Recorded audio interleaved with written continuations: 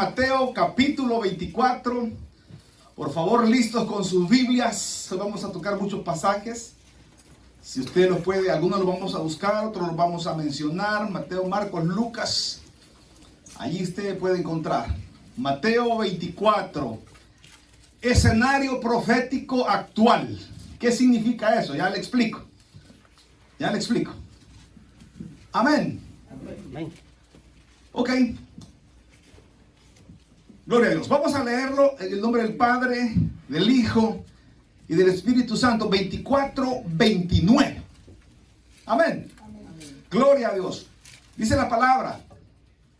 E inmediatamente después de la tribulación de aquellos días, el sol se oscurecerá y la luna no dará su resplandor y las estrellas caerán del cielo y las potencias de los cielos serán conmovidas. Entonces aparecerá la señal del Hijo del Hombre en el cielo, y entonces lamentarán todas las tribus de la tierra y verán al Hijo del Hombre viniendo sobre las nubes del cielo con poder y gloria. Vamos, mis queridos hermanos, a orar y a encomendar al Señor este sermón, este mensaje de esta mañana. Oramos.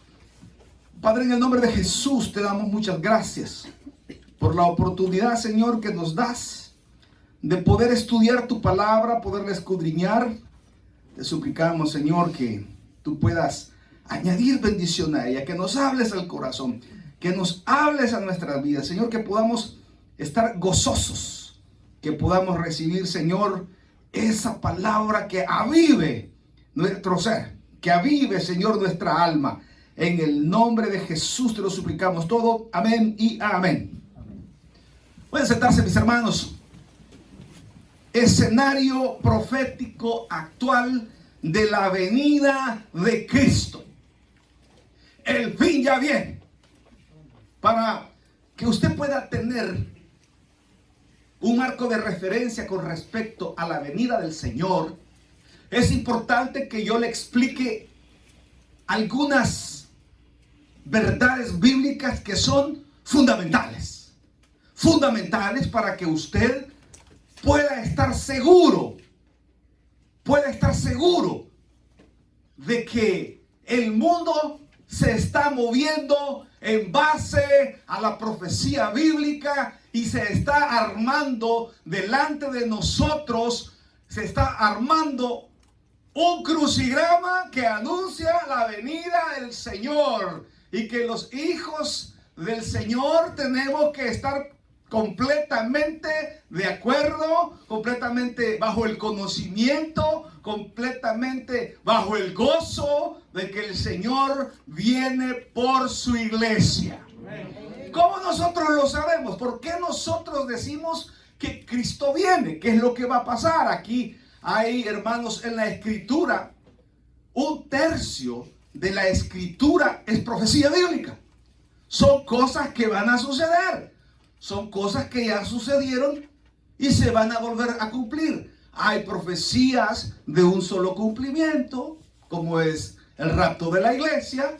Hay profecías de doble cumplimiento, como es el caso de la venida de Elías. Hay profecías de triple cumplimiento, como es, por ejemplo, el lloro de Raquel por sus hijos, ¿verdad? Allá en Egipto, allá en la vida de Herodes, ¿verdad? Que mandó a matar a todos los israelitas. Y también se cumplirá próximamente cuando el anticristo quiera asesinar al Mesías prometido. Amén.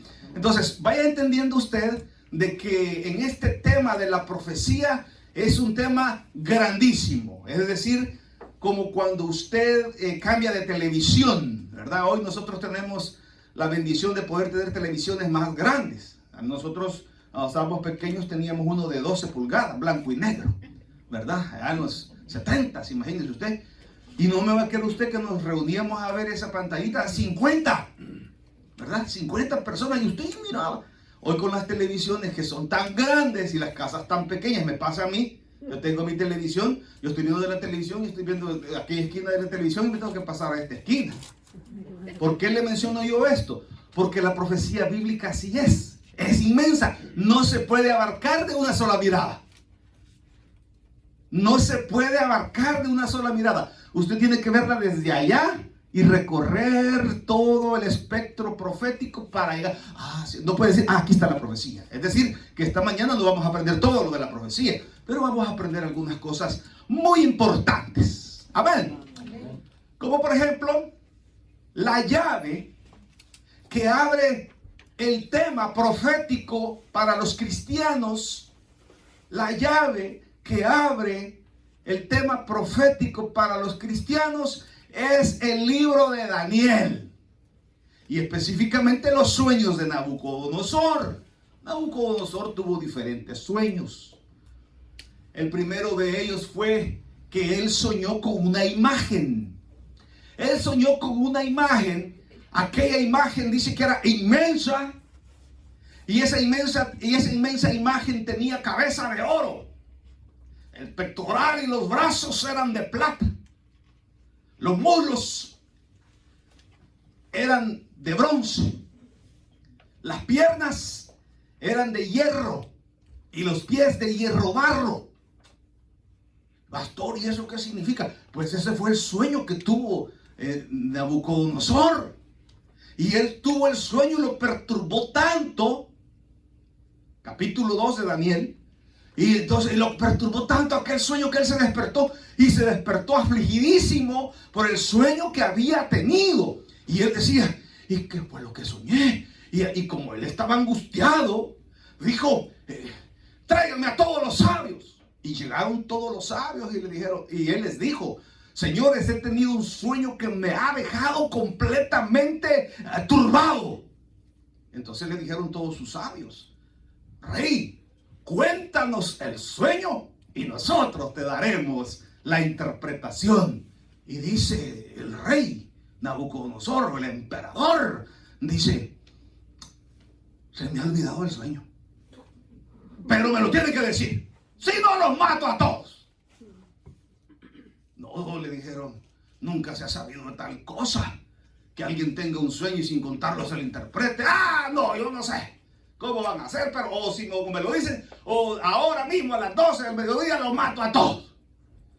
Entonces Arioc, que era el jefe de la guardia, fue a traer a Daniel. Le dijo, Daniel, el rey acaba de decir que todos ustedes van a morir en la guillotina. ¿Y por qué? Dijo, porque no hay quien le pueda dar esta respuesta. Entonces se va él y habla con el rey y le dice, oh rey, le dice, tú eres soberano sobre toda la tierra, dame 3 días y yo te traigo la respuesta. Y cuando vino, le dijo, rey, el sueño que tú has tenido ha sido con una imagen. Una imagen con una estatua con la cabeza de oro, con el pecho y los brazos de plata, con el abdomen y las piernas de bronce, y las piernas de hierro y los pies de hierro barro. Y le dice, y también viste una piedra que se desprende, y aquella piedra que se desprende destruye la imagen y la aniquila, y el nivel de aniquilamiento es tal que ya nunca más existirá. La interpretación del sueño es este: tú eres aquella gran cabeza de oro. Dios te ha puesto sobre todo el mundo conocido como rey, y detrás de ti, cada uno de los elementos de la estatua son reinos que vienen después de ti. Después de ti vendrá un reino que se unirá y se unirá con otro, y no serán exactos en la misma potencia, y se unirán. Después de ti vendrá otro reino, y ese reino será tan ágil y podrá conquistar en cuestión de días todos los demás reinos. Y por último vendrá el reino que será aquel que gobernará todo el mundo existente. Pero tú, Rey, Dios te dará grandes días y te bendecirá y dará grandes bendiciones en tu vida. Te engrandecerá el Señor. Entonces dice Daniel, eso es justo lo que yo he soñado. sea engrandecido Daniel y sea el segundo en el reino. Y le da el poder. Pero hasta allí Nabucodonosor no había creído en el Señor, sino que le dijo: bendito eres tú, Daniel, en el cual radica el espíritu de los dioses verdaderos. Tiene una enfermedad psiquiátrica Nabucodonosor y se vuelve loco, se cree cabra y se tira al monte y anda comiendo zacate, y todos los ministros dicen: ¿y ahora qué hacemos? Y no fue, dice Nabucodonosor, hasta que yo reconocí que el Dios de los cielos es el Dios de la tierra, cuando me fue recuperada la razón.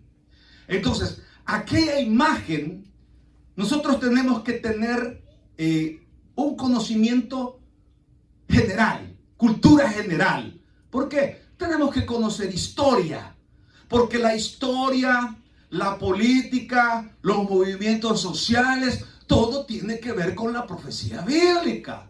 Black Lives Matter, eso tiene que ver con la profecía bíblica.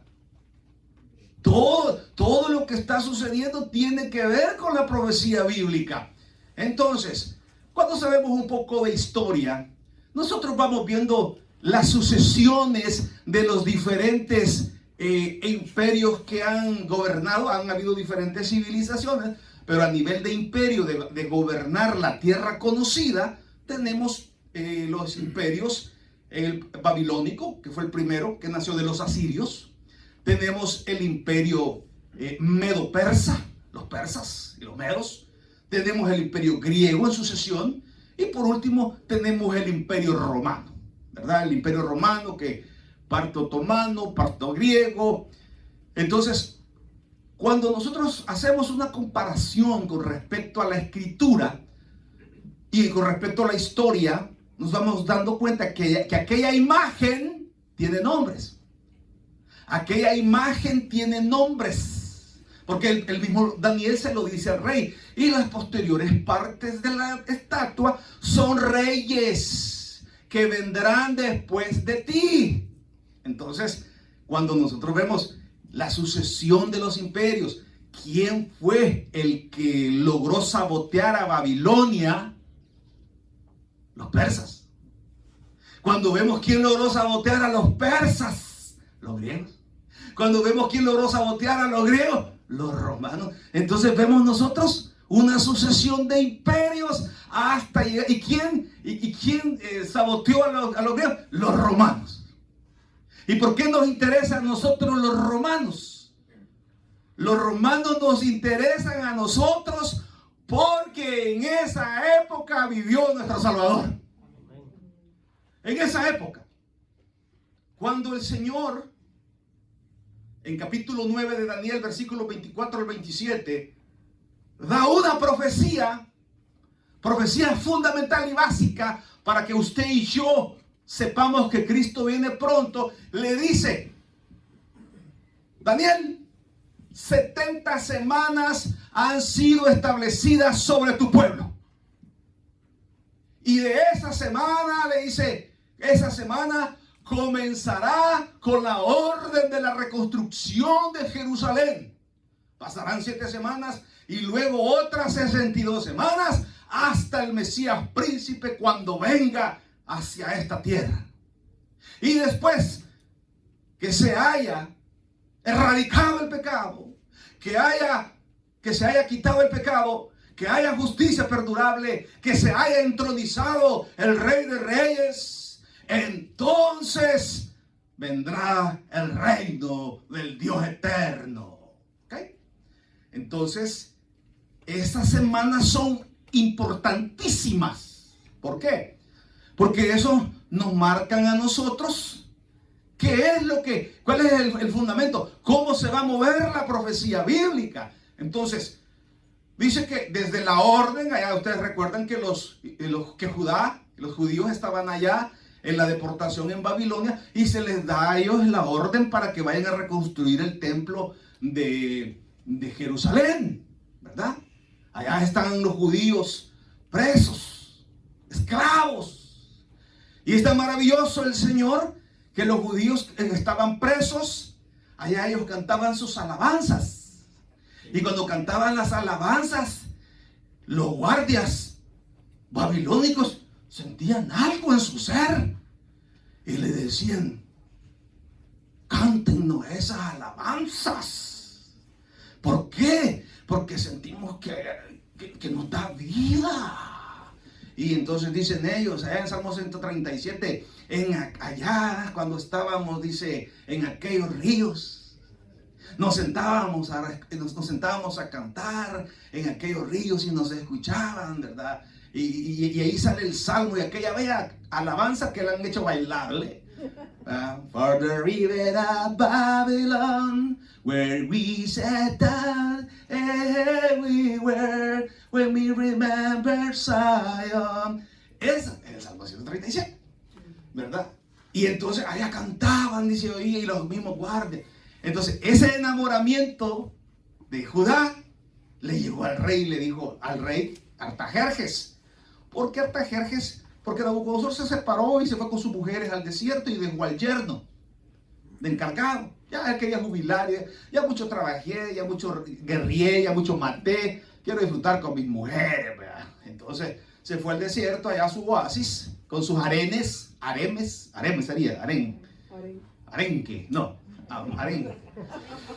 Se fue allá y entonces se quedó el yerno, Le dijo, ¿qué te pasa, Nehemías? Le dijo. Y Esdras, que eran los que eran los líderes en la deportación a Babilonia. ¿Qué te pasa? No, le dijo allá. En ese momento dice, aquí está la autorización para que vayas y reconstruyas tu ciudad.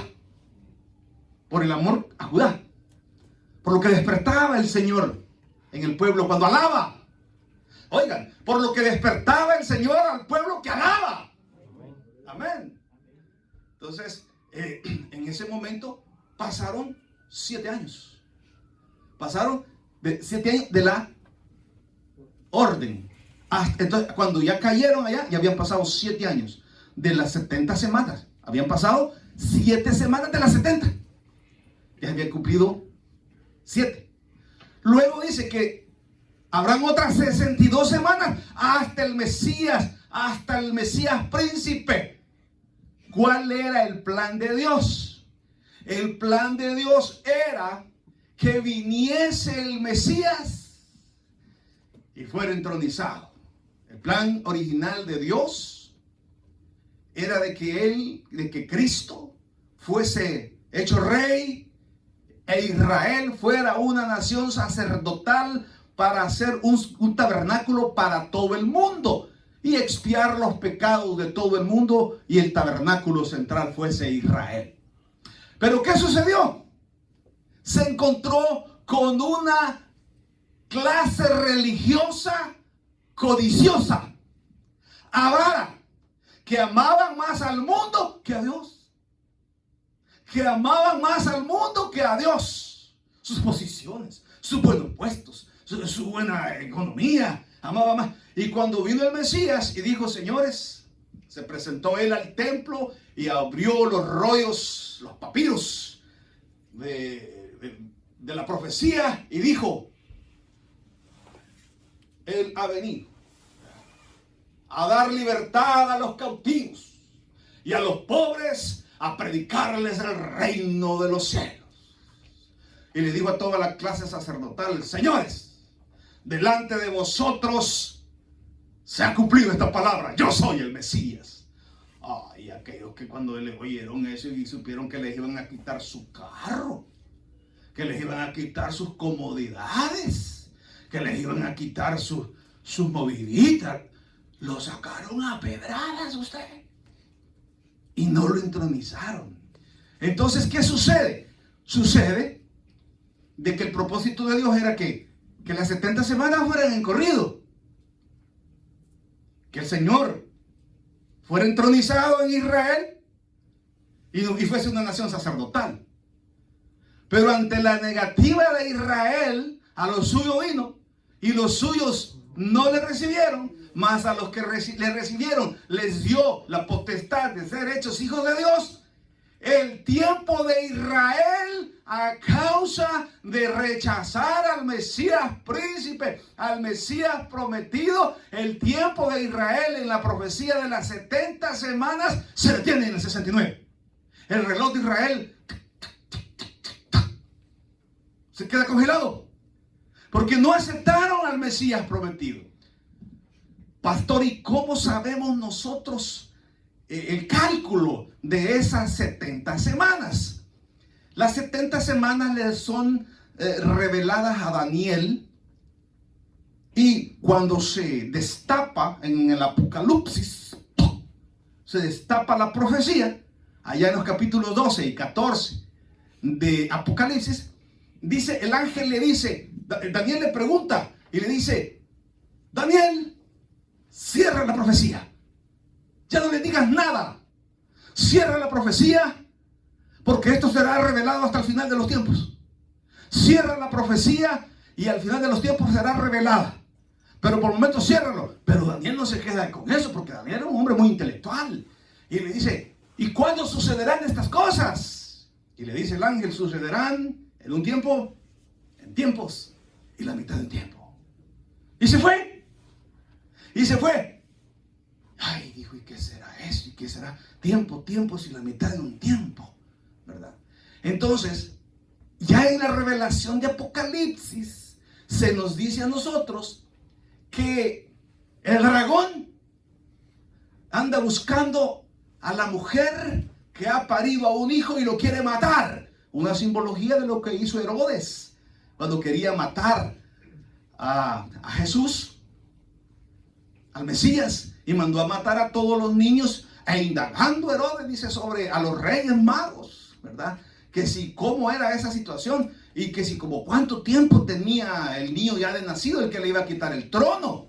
Le dijeron, pues no tendrá como su año y medio. Entonces Herodes dice, de 2 años para atrás, maten a todos los varones israelitas. Así es como huye a Egipto José y María. Entonces no los alcanza a matar. Ahí se cumple otra profecía, y Raquel lloró. Y Raquel lloró sin consuelo por sus hijos, porque hubo matanza de todos los niños israelitas. Lo mismo lo hubo con Moisés, y lloró Raquel. Lloró Raquel sin consuelo la matanza de sus hijos. Entonces, cuando se cierra la semana, nosotros vemos que en Apocalipsis dice, y la mujer huyó al desierto. Por 1260 días se le dio a la mujer la oportunidad de resguardarse. Y dice en el mismo Apocalipsis, dice, y a la mujer se le dio la oportunidad de que se resguardase de la bestia por un tiempo, tiempos y la mitad de un tiempo. Oh, ¿dónde hemos escuchado eso? Tiempos y la mitad de un tiempo. Lo hemos escuchado allá en Daniel. Entonces, tiempos y la mitad de un tiempo son 1260 días que la mujer se va al desierto. Entonces, ya tenemos nosotros que son 1260 días, la mitad de la semana 70. De una semana son 1260. Pero como la semana es completa y a la mitad de la tribulación, dice Daniel 9:27, y a la mitad de la semana hará cesar el sacrificio. O sea que la mitad son 1260 días. Bueno, hay una conexión ahí con todos estos pasajes bíblicos, como les dije. No miren la televisión toda, ¿verdad?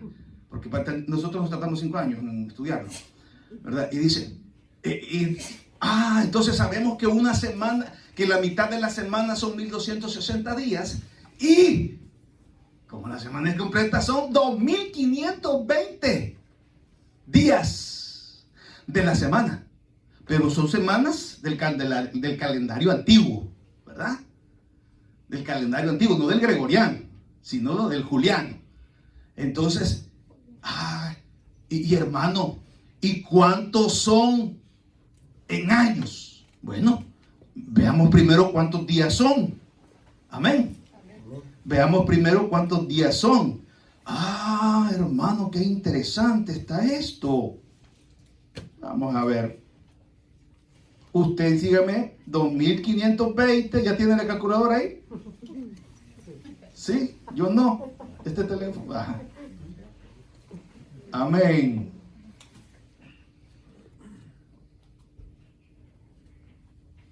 Aquí estamos. Miren lo que dice. 1260 días por 2. Son cada semana, en base a la conexión entre Daniel y Apocalipsis, de los 1260 días que la mujer huye al desierto y que el mismo ángel dice que es tiempos, y la mitad de un tiempo es uno tiempo, 2 tiempos y la mitad de un tiempo, 3 y medio. Entonces sabemos que son 2520 días por semana. Lo multiplicamos por las 70 semanas de Daniel o por las 69 semanas de Daniel. ¿Cuánto les da? Hasta Mesías príncipe. Amén. Hasta Mesías príncipe. ¿Están de acuerdo? No, nadie lo tiene. Vale.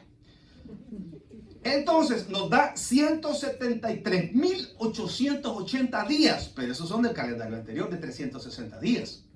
Entonces nosotros lo convertimos a nuestra época actual, a nuestro calendario, que son entre 365. Nos da 476 años.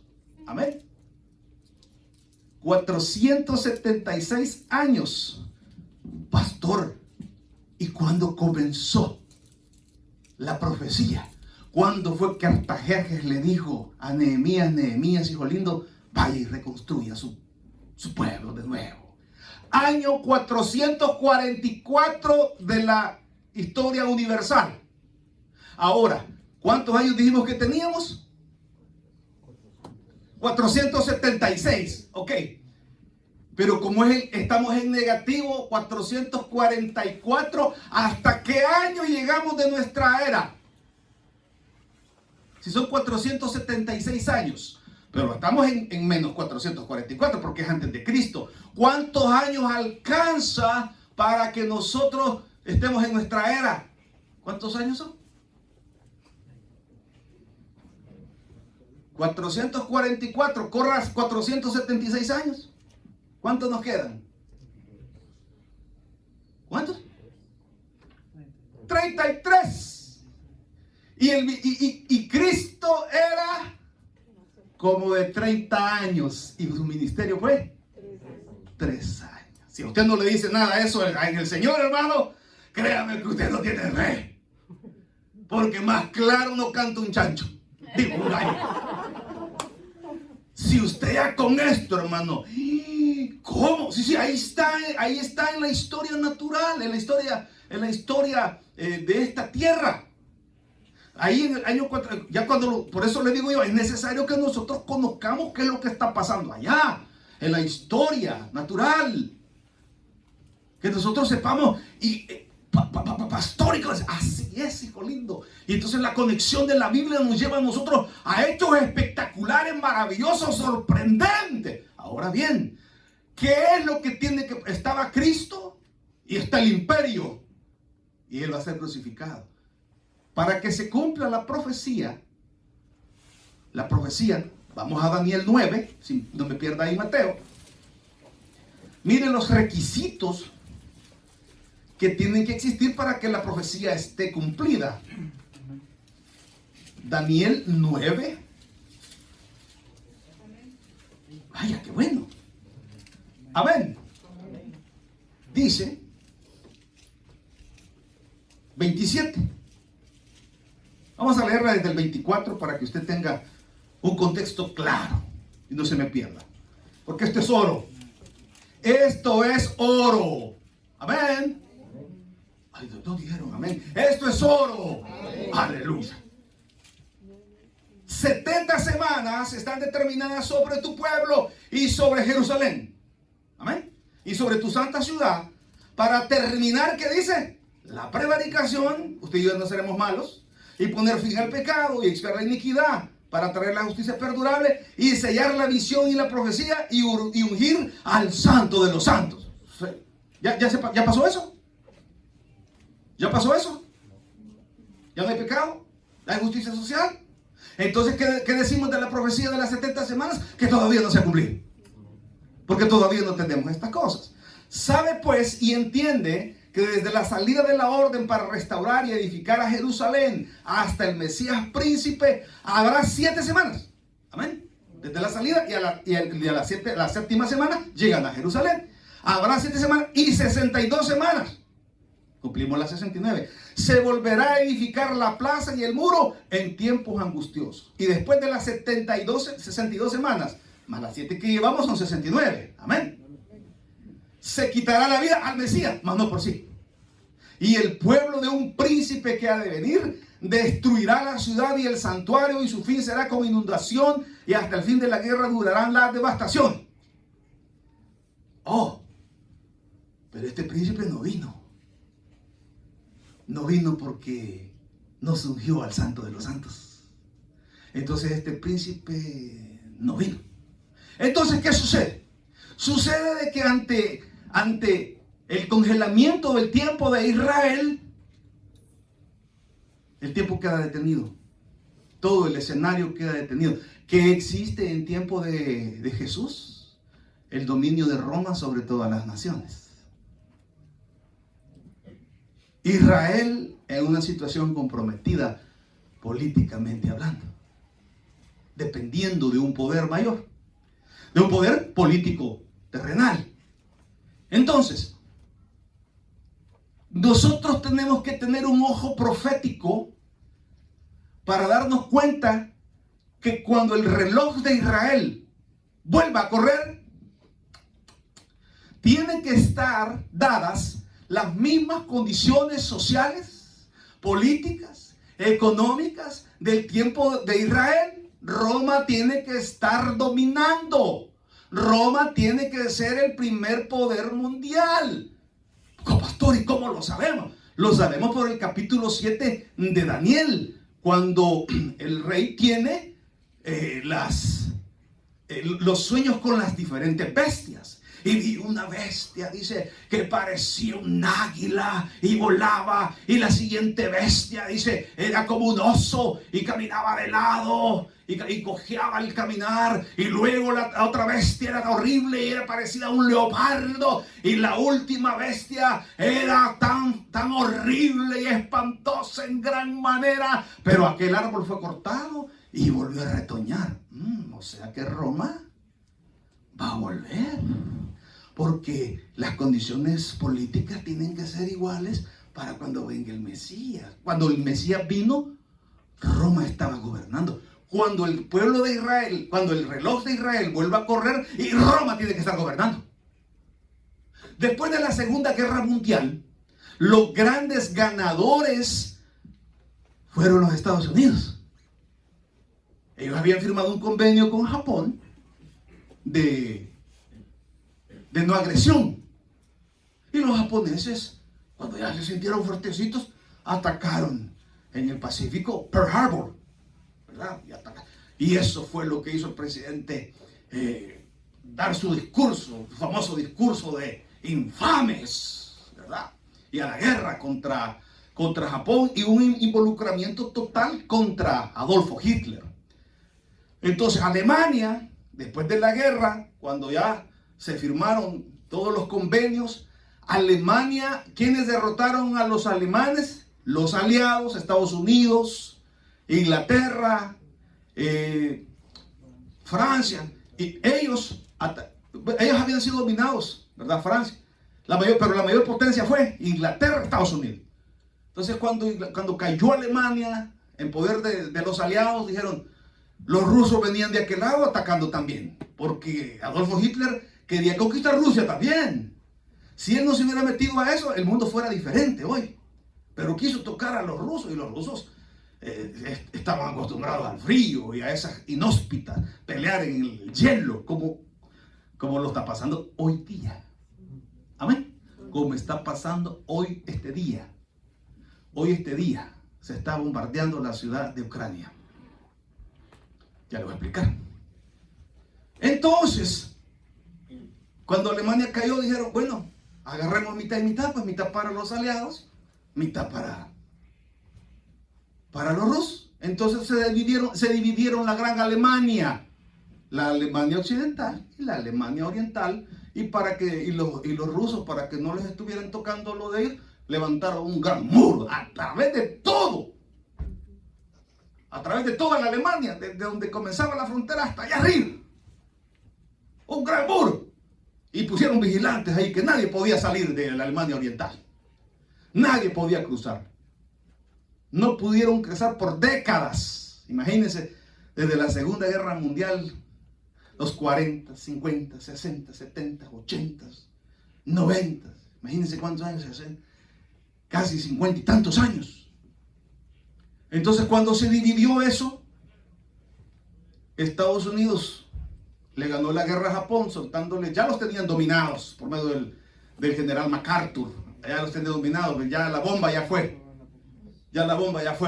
el exterminio total, ya firmaron a Hirohito, se le dejó todos los títulos, se le respetó todos los títulos. El único título que se le quitó a Hirohito fue Rey de los Cielos. Ese es el único que se le quitó. Porque no se le reconoció emperador, santo, pero no Rey de los Cielos, porque Rey de los Cielos solo es uno, dijo MacArthur. Jesucristo, dijo. Mire, solo Jesucristo, dijo. Así que ese se lo quitamos. Entonces comenzó el embargo económico. Y el embargo económico fue llevar todas las maquilas a Japón y construir carros, construir televisores, construir toda esa cuestión de cosas. Entonces, ¿cuánto le costaba el ensamble de un carro a los Estados Unidos? 15 centavos. ¿Cómo? ¿Sí? Eso es el embargo. Si le pagaban, pero como ellos querían, ¿eh? A 15 centavos. De repente Estados Unidos, aquí era un país de economía agrícola. Todavía no se había despuntado tanto el poder de Estados Unidos, pero el embargo sobre Alemania, el embargo sobre Japón lo hizo crecer exponencialmente, construyendo carros, construyendo televisores, fabricando carros, fabricando tecnología, fabricando computadoras y todo, así, de tal manera que a nosotros nos empezaron a llegar Hitachi, Sanyo, ya no, entonces la Unión Europea dijo, bueno, ¿y los Philips? No, pues los Philips salen muy caros, usted. No le podemos competir a Estados Unidos porque a ellos no tienen que pagar mano de obra y nosotros sí. Entonces, ¿saben qué? Comencemos a reducir costos. Veamos cuáles son los costos. No, pues si yo traigo materia prima de Francia a Italia, tengo que pagar los aranceles aduaneros. Entonces, se creó la ¿verdad? En los estados europeos se creó la Comunidad Económica Europea, así se llama, Comunidad Económica Europea, donde se hizo un pacto donde ya no se iban a cobrar impuestos para bajar los costos y poderle competir a Estados Unidos. Y les fue bien, les bajó los costos, ya pudieron meterse un poquito más a la lucha, pero les fue tan bien que dijeron, miren señores, y nosotros, ¿por qué? Ya que nos fue bien en la Unión, ¿por qué no botamos la frontera? Ya no tenemos este papeleo, estar pasando todo el papeleo y para pagar cero, botemos las fronteras, hombre. Entonces la Comunidad Económica Europea se creó la Unión Europea en los años 70. La Unión Europea para poderle seguir compitiendo y ser competentes en la economía. Y en un momento dado, dicen, miren señores, ¿y por qué no hacemos el país de Europa? Llamémosle la Comunidad Europea. Y todo el que vive en Europa, un español no tiene que ir pasando fronteras para llegar a Italia. Simplemente le damos su pasaporte español y le damos su pasaporte comunitario. Y ya con ese puede viajar por toda Europa. ¿Ok? Se unieron todos los países.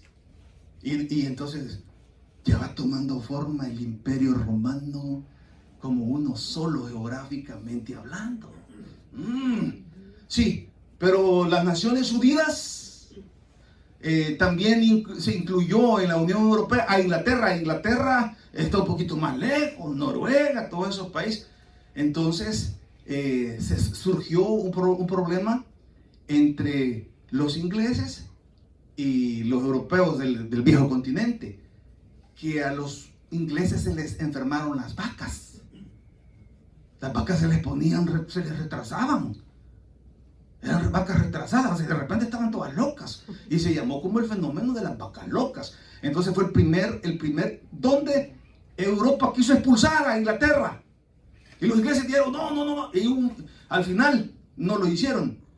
Pero como se incluyeron otros países, Chipre, se incluyeron países como Polonia, que no eran de la Unión, que no eran del Imperio Romano antiguo, vieron que empezaron a caer económicamente. Y a los ingleses dijeron, nosotros tenemos plata y ¿por qué tenemos que estarle pagando a los países que quieran?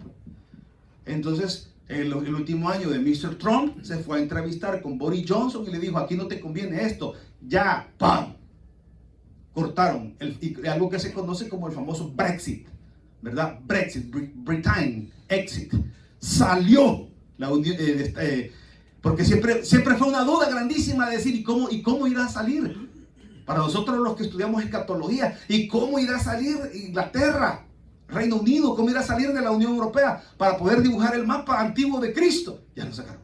Ya sacaron a Chipre. Y se va reduciendo a manera de que tiene que ser, dice el capítulo 7 de Daniel, dice que y vi una bestia con 10 cuernos y un ojo de hombre.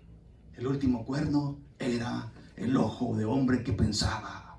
Entonces vemos nosotros que el Imperio Romano tiene que ser exactamente, actualmente, las 10 naciones geográficamente que conformaron el Imperio Romano antiguo. Solamente esas naciones comienzan a salir.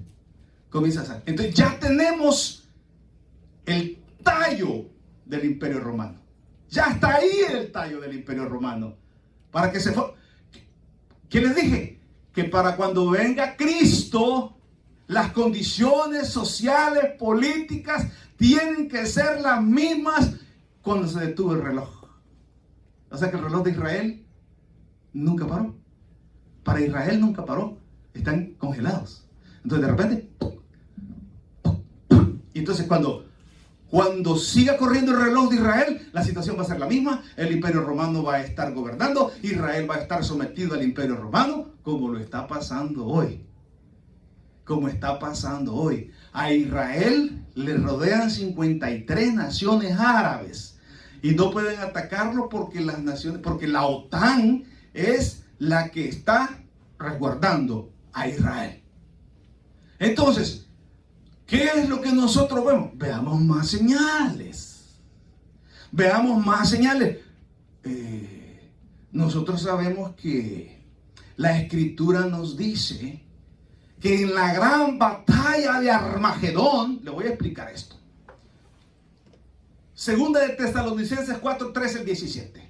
Y no quiero, hermanos, que os entristezcáis como aquellos que no tienen esperanza, porque el ángel tocará la trompeta y en un abrir y cerrar de ojos, entonces los que vivimos y los que hayamos quedado seremos levantados en las alturas y nos uniremos con el Señor para siempre. La iglesia de Cristo. Nosotros seremos levantados y nos iremos, pero le tengo una noticia. Desde que se paró el reloj de Israel hasta que se comience a mover otra vez la aguja del reloj, todo ese espacio se llama el tiempo de la gracia. Que aquel que crea en el crucificado tiene vida eterna. De cierto, Juan 5:24, de cierto os digo que el que oye mi voz y cree a mi palabra, este ha pasado de muerte a vida y ya no tendrá condenación. Entonces, ahorita estamos en el suspenso de Israel. Corre la gracia del Señor en este tiempo. ¿Para qué? El apóstol Pablo dice, para alcanzar a los gentiles, al griego y a todo aquel que crea en él.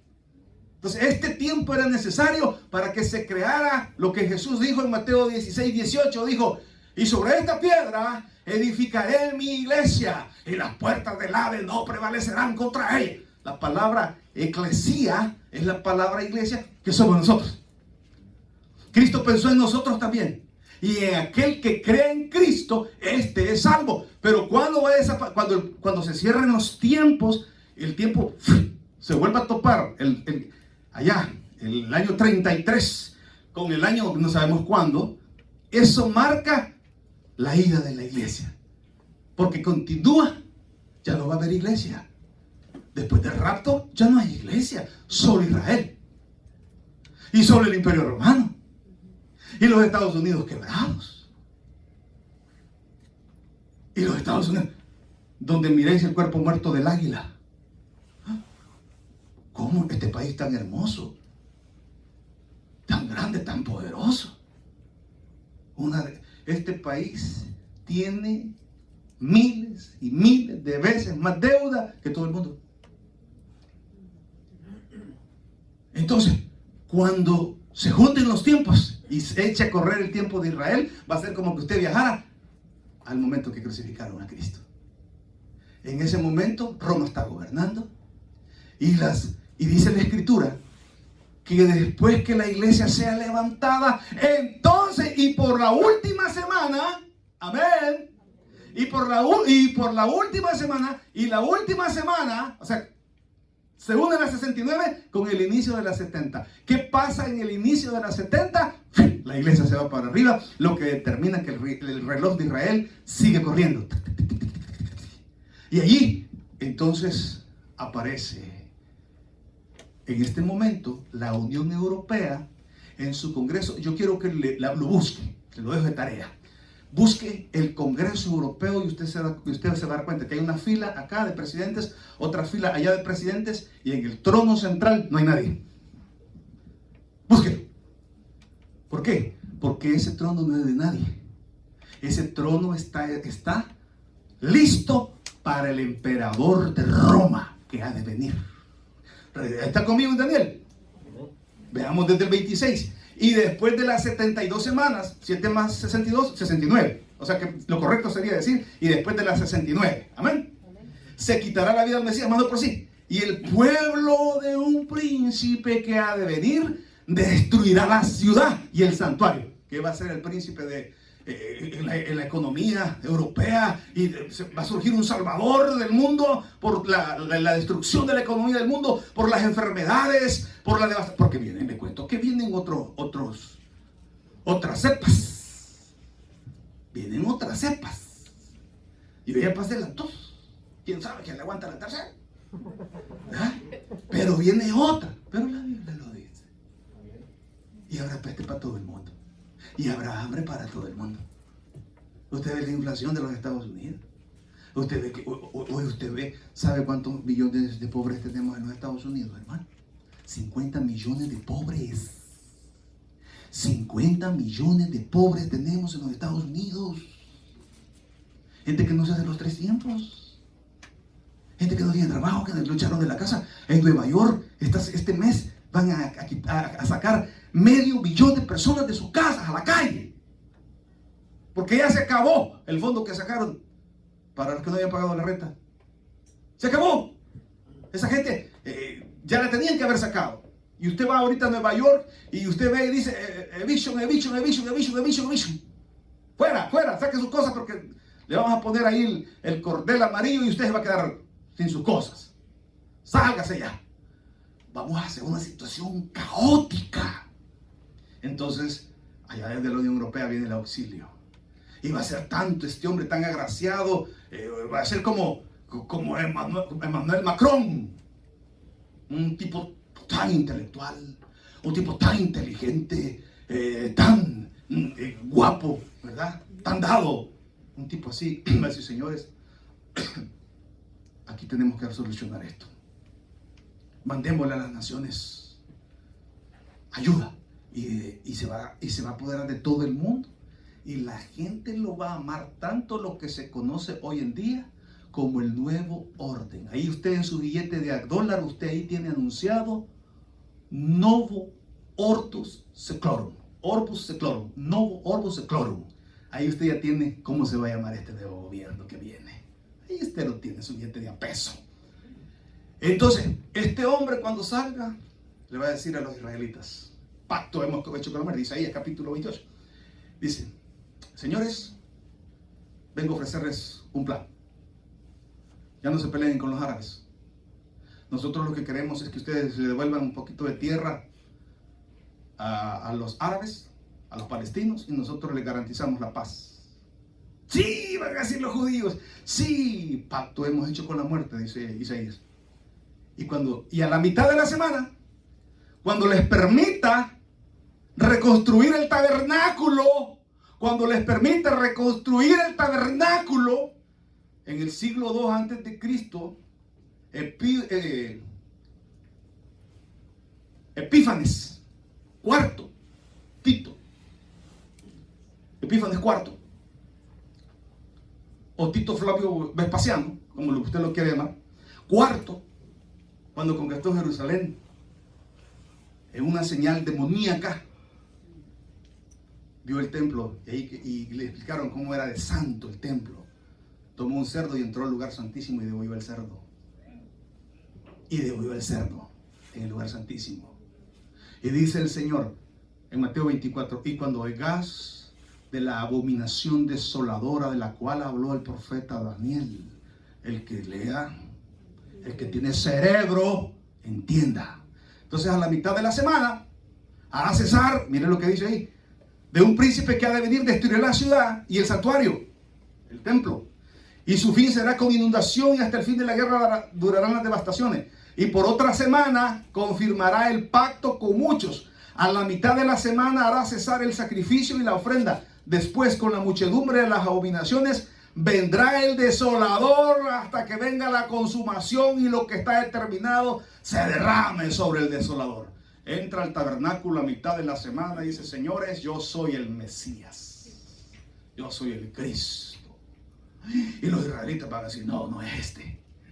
Entonces comienza la segunda parte de la semana 70, de la última semana, y al romperse el pacto entre Israel y la Unión Europea por medio de su último emperador que ha de resurgir, entonces comienza una persecución mundial. Y no podrá ni comprar ni vender si no tiene el sello de la bestia. A usted lo van a llamar y le van a decir: no, usted no tiene trabajo. Si no se pone la vacuna, queda sin trabajo. Si no se pone la vacuna, hoy donde usted, nosotros fuimos a Los Ángeles esta semana. Allá, a comernos unos tacos usted. Por favor, sus cartitas de vacunación para comer tacos.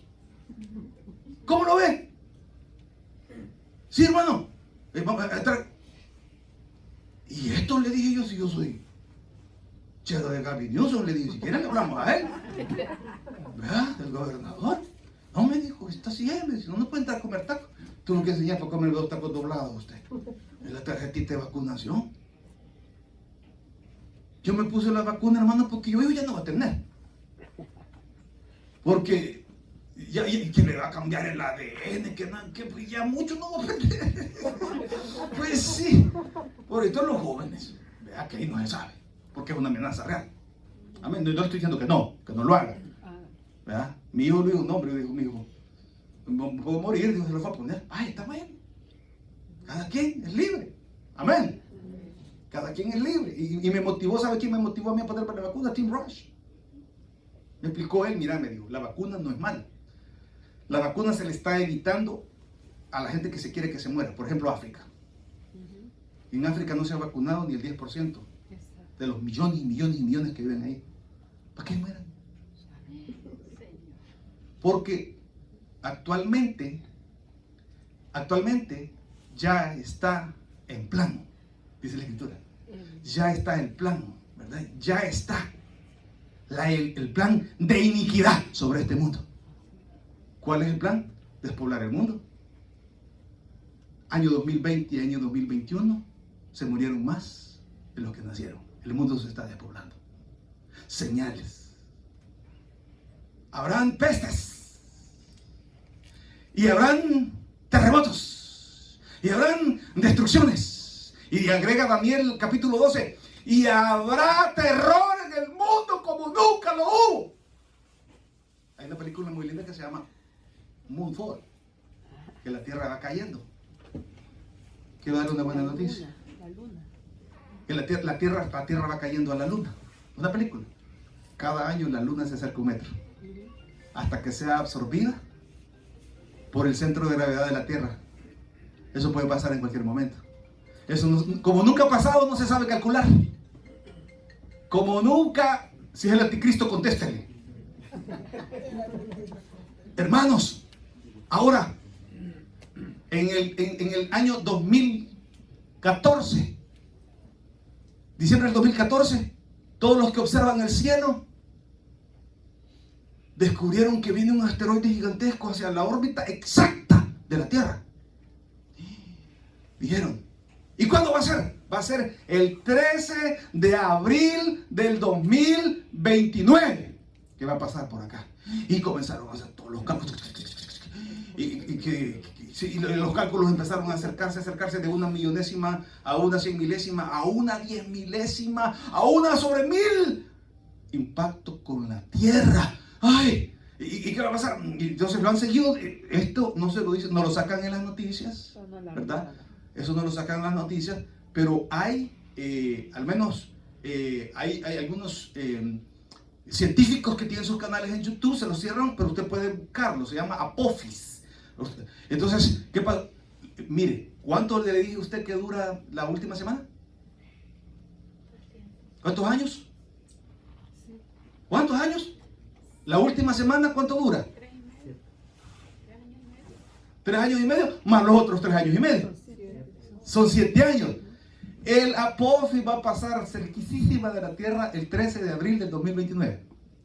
Y regresa el 13 de abril del 2036. Ahí sí no se sabe, corazón. Pastor. Y entonces, búsquelo, capítulo 9 de Apocalipsis. Búsquelo, Apocalipsis capítulo 9.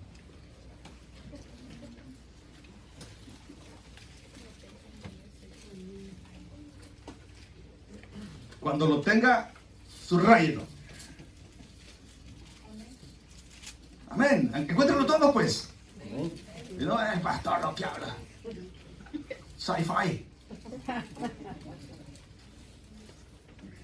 Amén.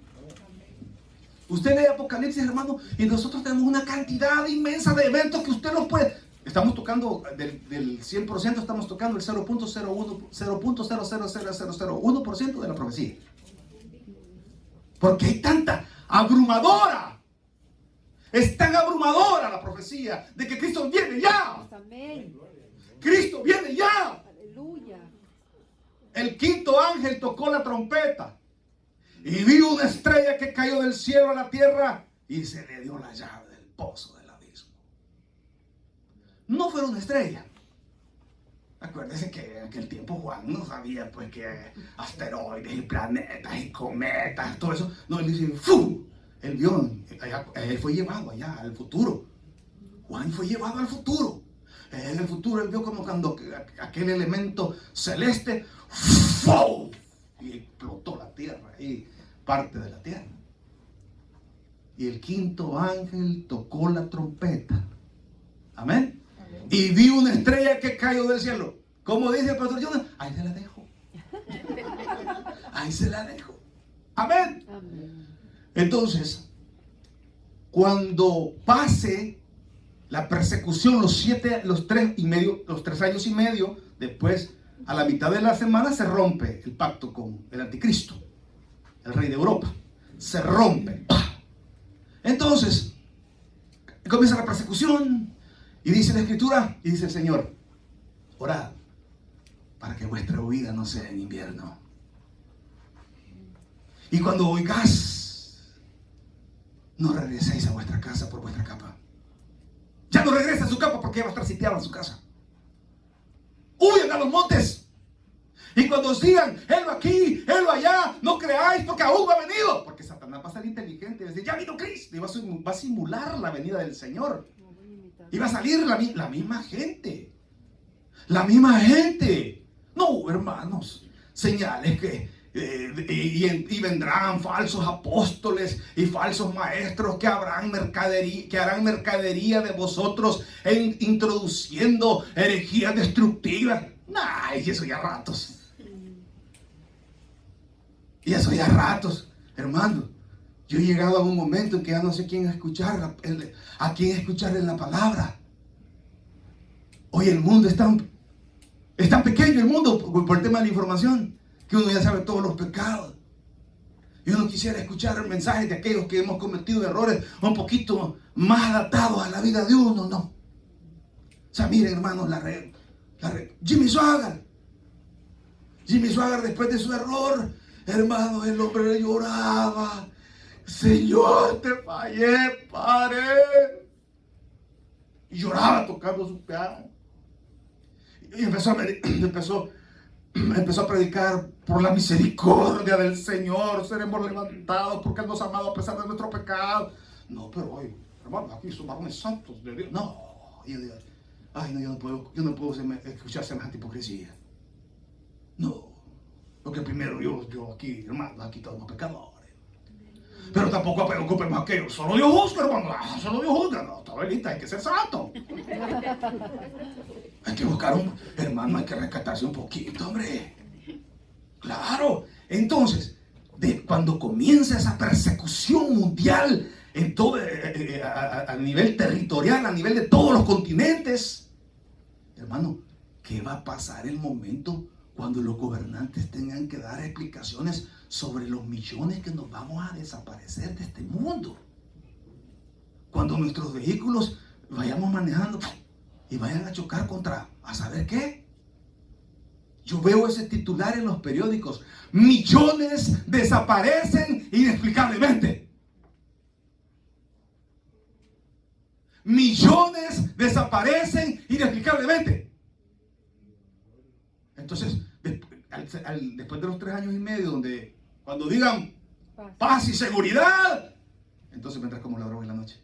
Entonces comienza, y cuando se terminan los 3 años y medio, hermanos lindos, hay una alabanza muy linda israelita que dice: Ose Shalom min Ruba, Yase Shalom Aleikum, Jacob Israel bin Biru Runovachim, Yase Shalom, Yase Shalom. ¿Qué se cree que esa va a ser la alabanza que va a sonar cuando venga sobre las nubes aquel Salvador? ¿Y qué va a pasar? Se le va a haber declarado la guerra a Israel para exterminarlo. Los rusos vendrán con toda su maquinaria, así como han entrado en Ucrania. Que quieren todo lo que hay en Israel, las potencias nucleares, y los árabes también con todo su arma, y también el anticristo.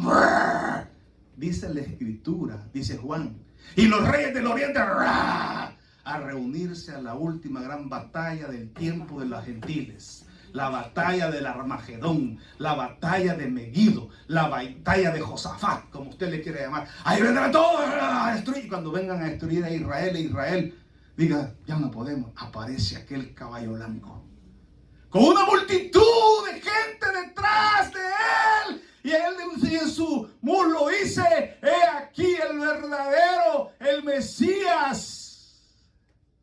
Aparece en un caballo blanco con la multitud. Y Juan dice: y vi yo que eran millones y millones que habían sido comprados con la sangre del Cordero, que somos la iglesia.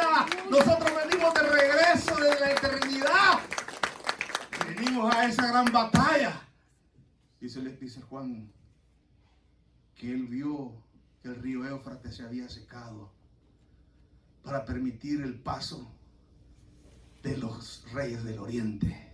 Y yo, Juan, vi su número: 200 millones de soldados.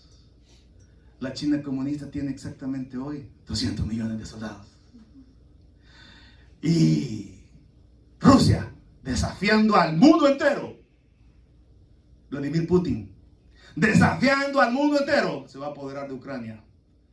Esa es una muestra de lo que va a pasar con Israel. Usted ya vio las noticias, ya vio esos cientos de tanques ahí en la frontera. Eso, hermano, cuando usted está en el ojo profético, usted dice: Cristo viene pronto. Cristo viene pronto, iglesia. Alegrémonos. Y dice el Señor, en el capítulo 24 de Mateo, le dicen: vino, Señor. Ven en este templo, no quedará piedra sobre piedra.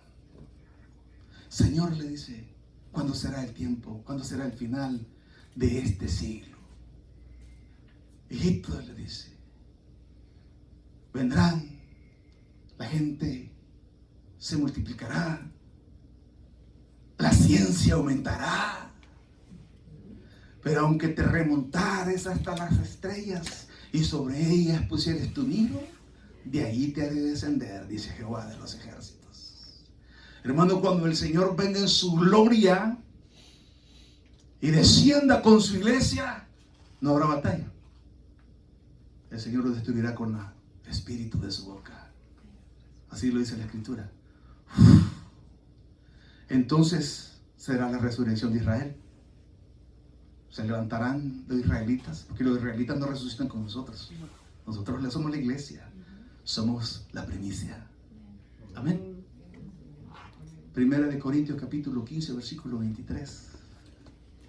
Primero Cristo, las primicias, luego los que son de Cristo, y al final los injustos. Después, cuando el Señor ponga su reino aquí, 1000 años, capítulo 20 del libro de Apocalipsis, 1000 años,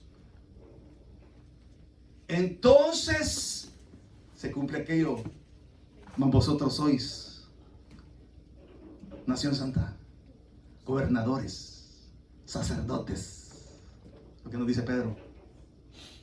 Entonces, ¿cuál estaba buscando este hermano? Apocalipsis 20, 1000 años.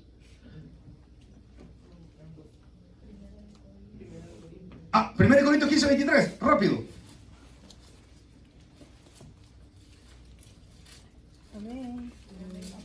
Primera de Corintios 15, 23. Porque así como en Adán todos mueren, también en Cristo todos serán vivificados. Pero cada uno en su debido orden. Cristo, aleluya. Usted y yo las primicias. Luego los israelitas. Y en su venida dice, luego el fin, cuando entregue el reino al Dios y Padre, cuando haya suprimido todo dominio, toda autoridad y potencia. Porque preciso es que Él reine hasta que haya puesto a todos sus enemigos debajo de sus pies. Dice la Escritura, resucitamos nosotros en el rapto, resucitan los israelitas, y los que no quisieron recibir a Cristo, pero saben que Cristo era cierto, y se escondan en las montañas, y se escondan en las cuevas, y se escondan en los bosques, y ahí anden los helicópteros buscando como que es la migra allá en la frontera, ¿verdad? Y usted ni mire para arriba porque le van a chequear los ojos. Dicen, aquí nos hacemos más importante. Entonces, hermano, dice que así van a andar buscando. Y aquellos días serán acortados a causa de los escogidos. ¡Aleluya! Aquel que se quede, era cierto, mi mamá, tanto tiempo que fue a la iglesia, y llega a la casa y solo ve que está abierta la Biblia, y que la placa de la mamá está ahí, y los lentes de la mamá, y la ropa. Se fue, porque dice la Escritura, os digo un misterio, todos seremos transformados en un abrir y cerrar de ojos. Esto que es corruptible será vestido de incorruptibilidad, y entonces estaremos con el Señor. Usted va a dejar el carapacho y se va a unir en luz con el Señor y va a decir usted, qué lindo es esto. No va a tener miedo. No va a tener miedo. Usted va a ser igual que Cristo cuando resucitó y entró a través de la puerta. Fue glorificado en gloria. Usted va a ser usted y yo, porque el Señor lo dice claramente, mas vosotros sois dioses, refiriéndose a la naturaleza física, química. Entonces, hermano, cuando termine, después de los 1000 años, se soltará a la bestia. Y la bestia todavía va a salir a engañar, porque va a salir mucha gente viva, sin ser transformada, porque estuvieron escondidos. Y ellos van a tener un sistema. Capítulo 65 de Isaías, 65, 66 y 67. Construirán viñedos y casas y vivirán de ellos. Será así como lo pintan los testigos de Jehová. Se le quitará la furia a los animales, y entonces el niño podrá jugar con la serpiente. Sí, pero no termina ahí, no es para siempre. Sino que ahí se termina y se le suelta a Satanás al final y engaña a la gente. Y hay la última gran batalla de Gog y Magog. Y ahí viene el Señor, lo destruye. Y entonces dice ahí, primero Cristo, las primicias, los que son de Cristo en su venida. Y por último, los injustos. A los injustos que mueren hoy están ahorita en el infierno.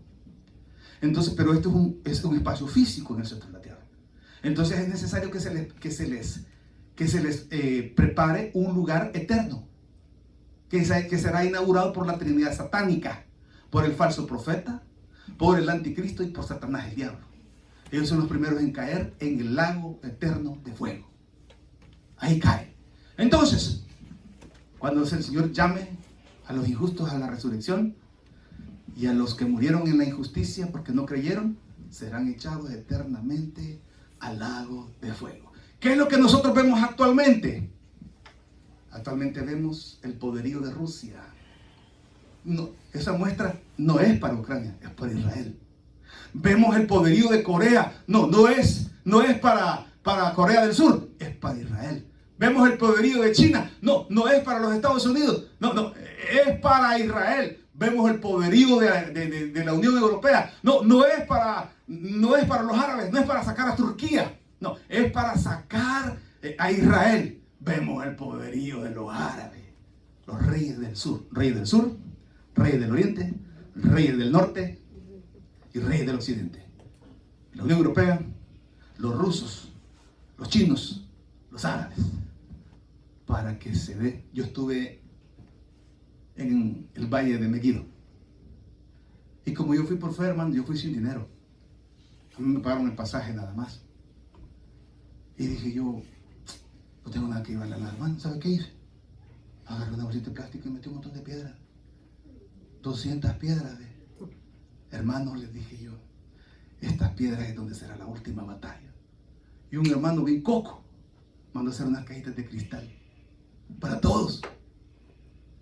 Y dijo, esta piedra es del valle de Megiddo, donde será la última gran batalla del tiempo en los gentiles. Y con la cita bíblica alrededor. Hermano, vení a comprar sin dinero y sin precio, en tierra que fluye leche y miel. Si usted no le interesa este discurso, ya no sé, hermano, qué le va a poder hacer cambiar a su corazón duro. A mí algo que me motiva en el día a día, cuando oramos con mi esposa, le decimos al Señor, Señor, gracias porque nos permites participar en las cosas eternas, en las obras que van a sobrevivir para cuando tú reines. Nos sentimos tan privilegiados porque nos has permitido. Y permite, Señor, que las ofrenditas que se recojan sirvan para seguir pagando el local, para poder seguir predicando la palabra.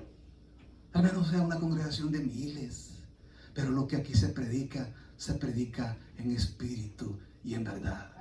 Porque Cristo viene pronto, yo lo creo al 100%. Cristo viene pronto, iglesia. Démosle un aplauso al Señor.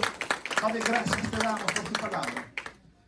Gracias, Señor, porque para siempre es tu misericordia. Eres increíble, Dios. Lo que nos has dejado, Señor, en la palabra es demoledor para crearnos un fundamento grandioso. Porque tú vienes pronto, no hay duda. Esto encaja al 100%. Qué tristeza es que no leamos la Escritura ni siquiera. Qué tristeza es que no sepamos que hay tanta sabrosura espiritual en la palabra y no la leamos. Pero los que estamos aquí, yo sé que hoy vamos a buscar y apasionarnos por Cristo, porque Cristo viene pronto. Lo que está pasando en el mundo ya está dibujado el mapa para la venida del Señor.